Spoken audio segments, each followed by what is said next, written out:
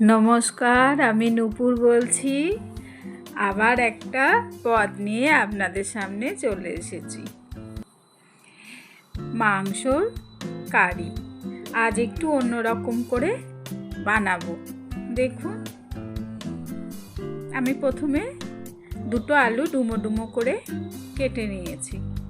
কেটে এটাকে আমি এখন লাল করে ভেজে নেব।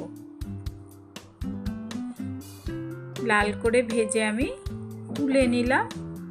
এরপরে আমি চিকেন নিয়েছিলাম 250 মতন। ওটাকে আমি কাঁচা চিকেনটাকেই একটু ভেজে নেব। দেখুন, একটু ভাজা ভাজা হয়ে গেছে। এবারে চিকেনগুলো আমি তুলে নেব। চিকেনগুলো তুলে নিয়ে একটা ফাটিয়ে এলাচ, দারচিনি আর কটা গোলমরিচ, গোটা গোলমরিচ আমি দিয়ে দিয়েছি। তারপরে আমি একটা মাঝারি সাইজের পেঁয়াজ কুচো করে রেখেছিলাম, সেটাও দিয়ে দিলাম। এবার চলুন ওইদিকে আমি যে মাংসটা ভেজে রেখেছি ওটা একটু ম্যারিনেট করে নিই।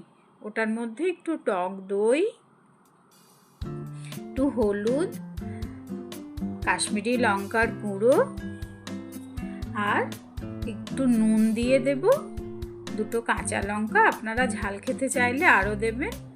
আর দেব জিরে গুঁড়ো, ধনে গুঁড়ো দিয়ে আমি ভালো করে ওটাকে মাখিয়ে নিলাম। ততক্ষণে ওদিকে আমার পেঁয়াজটা ভাজা হয়ে গেছে। আমি 1 চামচ আদা রসুন বাটা ওটার মধ্যে দিয়ে দিলাম। দিয়ে ভালো করে কষিয়ে নেব।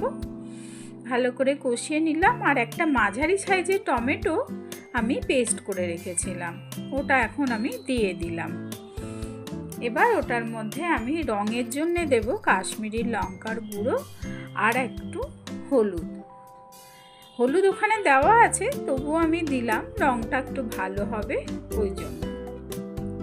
এটা ভালো করে আমাকে কষিয়ে নিতে হবে। কষিয়ে নিলাম। তারপরে আমি ম্যারিনেট করা মাংসটা দিয়ে দিলাম। ভালো করে এটাকে নেড়ে চেড়ে একদম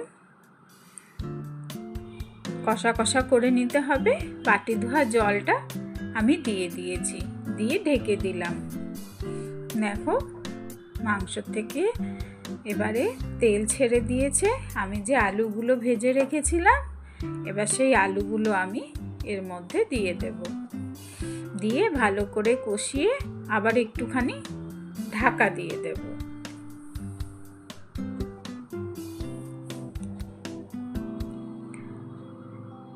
ঢাকা খুলে নিয়েছি। দেখো, এবার একটু গরম মশলা দিয়ে দিলাম, দিয়ে আবার একটু ঢাকা দিয়ে দিলাম। এবার আমি একটু অল্প করে জল দেবো, কারণ আমি একদম মাখা মাখা করব। ঝাল ঝাল করে মাখা মাখা করে। দেখো, মোটামুটি আমার হয়ে গেছে। কেমন লাগলো ভিডিওটা সবাই আমাকে জানাবেন।